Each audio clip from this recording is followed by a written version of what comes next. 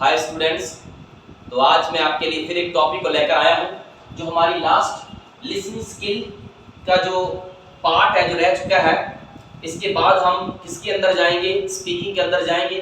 तो लास्ट हम जानेंगे, पिछली मेरी वीडियो के अंदर मैंने आपको बताया था लिसनिंग क्या होती है, उसके बारे में हमने बात की थी। प्री लिसनिंग के बारे में, इंटरेक्टिव के बारे में, नॉन इंटरेक्टिव के बारे में, रिसेप्टिव के बारे में किया था, प्रोडक्टिव के बारे में क्या है, और उसके बाद हमने किया था लिसनिंग जिस्ट के बारे में बात किया था।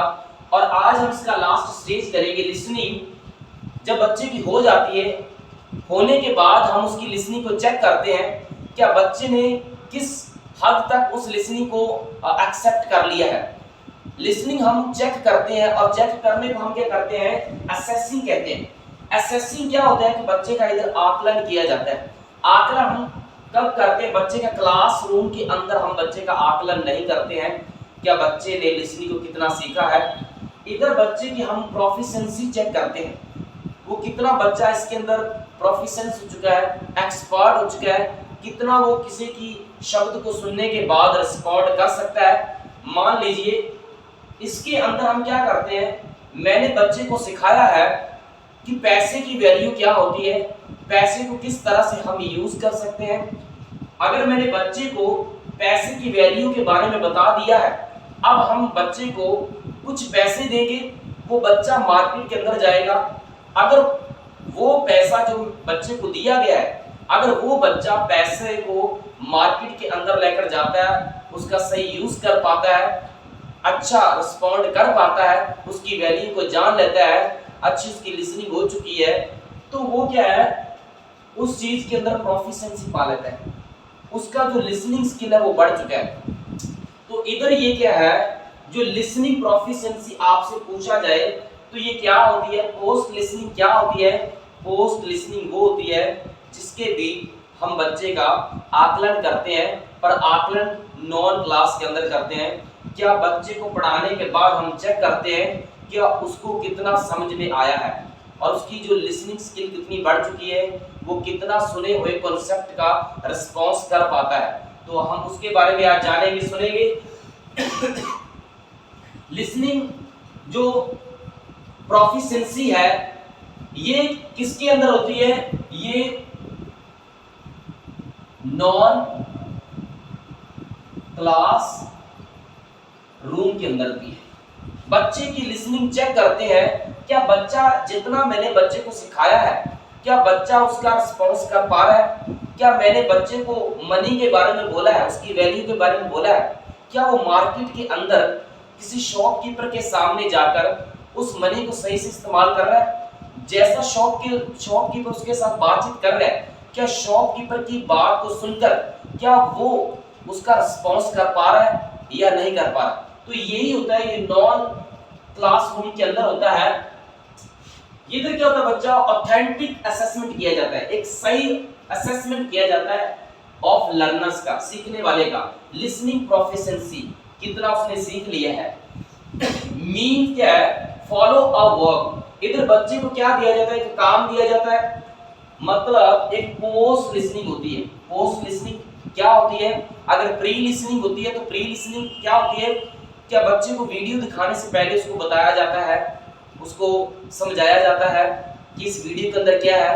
पर पोस्ट लिसनिंग वो होती है बच्चे को पढ़ाने के बाद, मान लीजिए कि मैंने क्लास के अंदर एक टॉपिक को कंप्लीट किया है, उसके बाद मैं उनकी पोस्ट लिसनिंग करता हूँ। कैसे करता हूँ, लेसन पढ़ाने के बाद मैं बच्चे से पूछूंगा आपको लेसन के अंदर क्या समझ में आया।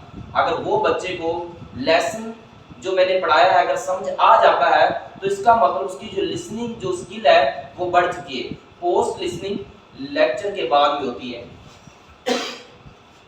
इधर बच्चे के पास एक एक्टिविटी दी जाती है, बच्चे को एक्टिविटी दी जाती है कि मैंने जिस विषय के बारे में बच्चे को बोला है क्या वो बच्चा उस एक्टिविटी को पूरा कर रहा है।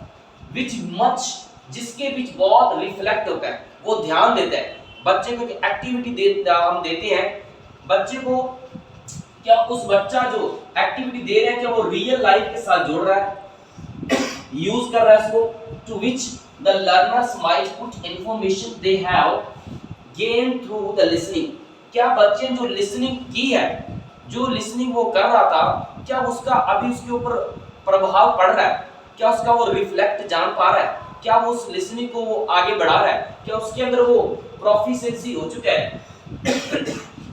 इधर बच्चे के पास हम क्या करते हैं, बच्चे की लिसनिंग को चेक करते हैं एक नॉन क्लासरूम के अंदर। एक बच्चे को पब्लिक अनाउंसमेंट के अंदर लेकर जाते हैं, बच्चे को पब्लिक के बीच लेकर जाते हैं, बच्चे उस पब्लिक मैसेज को सुनना है कि सुनने वाला क्या बोल रहा है।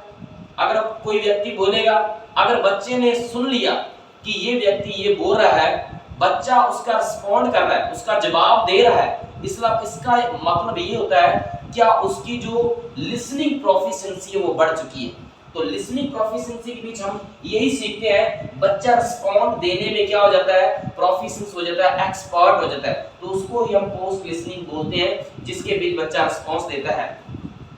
इधर क्या है, फंक्शंस क्या है, अगर हम इसको फंक्शन बोल सकते हैं, the role of listening. Listening अगर बच्चा कर लेता है, उसका फायदा क्या होता है, बच्चे को क्या बच्चा करने लग जाता है, हम वही जानेंगे। इसके स्टेप्स क्या है।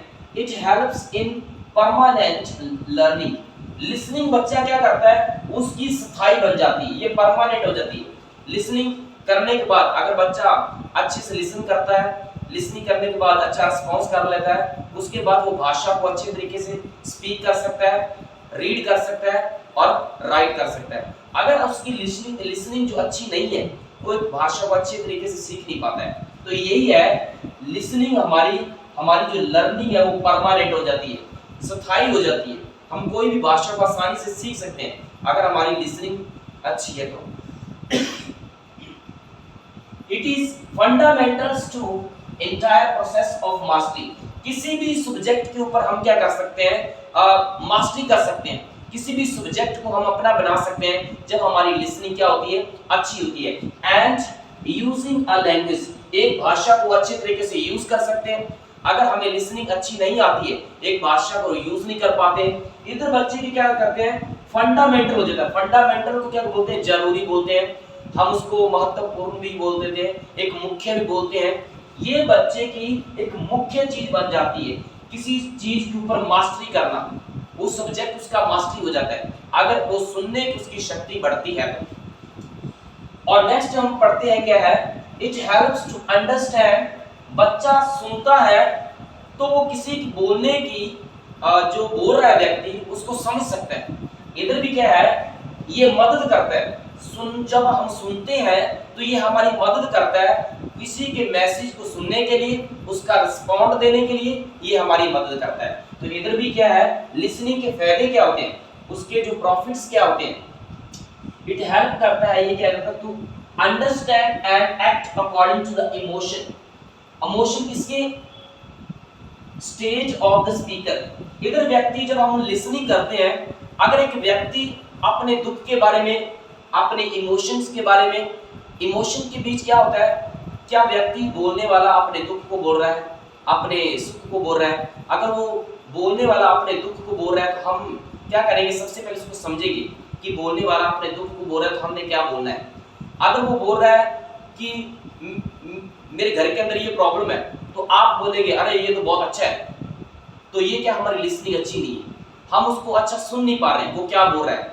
अगर वो बोलेगा आज मैं पास हो चुका हूं, तो आप बोलेंगे अरे ये तो बहुत दुख की बात है, मतलब उसने क्या बोला है, आप उसका क्या रिस्पॉन्ड किया है। ये किसके बीच होता है, ये लिसनिंग के बीच होता है। आपकी लिसनिंग कब अच्छी होती है, जब आप किसी के इमोशन को अंडरस्टैंड कर लेते हैं। जिस व्यक्ति ने उसको स्टेट किया है, बोलने वाले ने क्या बोला है, उसके इमोशन क्या है। अगर हमारी लिसनिंग अच्छी तभी होती है जब हम किसी के इमोशन को देखकर हम रिस्पॉन्ड करते हैं। जैसे उसने बोला कि मैं पास हो चुका हूं, तो हम बोलेंगे अरे कंग्रेचुलेशन। तो हम उसके इमोशन को पहले अंडरस्टैंड करते हैं, क्या उसने ये बोला है। अगर वो बोलेगा अरे मैं फेल हो चुका हूं, तो आप बोलेंगे अरे इट इज अ लॉस, मतलब ये तो दुख की बात है। तो हम किसी के इमोशन को इधर अंडरस्टैंड करते हैं, तभी हमारी जो लिसनिंग जो प्रोफिशिएंसी है वो बढ़ती है। तो इधर हम क्या देखते हैं, ये मदद करता है समझने के लिए। क्या समझने के लिए, बोलने वाले के इमोशन को हमें अगर समझ में नहीं आता है तो हम अच्छे से उसका रिस्पॉन्ड नहीं कर पाएंगे। तो ये जो पोस्ट लिसनिंग होती है ये नॉन क्लास के अंदर होती है। इधर हमें चेक किया जाता है कि बच्चे ने जो कुछ सुना है क्या उसका वो रिस्पॉन्ड कर पाएगा या नहीं कर पाएगा। तो आगे बढ़ते हैं। It helps in communication purpose.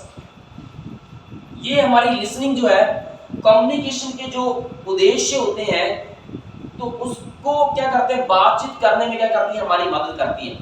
तो याद रखना है लिसनिंग जो है हमारी स्पीकिंग के अंदर, हमारी रिस्पॉन्ड देने के अंदर, हमारी राइटिंग के अंदर हम अच्छा तब लिख पाएंगे जब अच्छा क्या करेंगे, सुनेंगे। हम अच्छा तब बोल पाएंगे जब हम अच्छा सुनेंगे।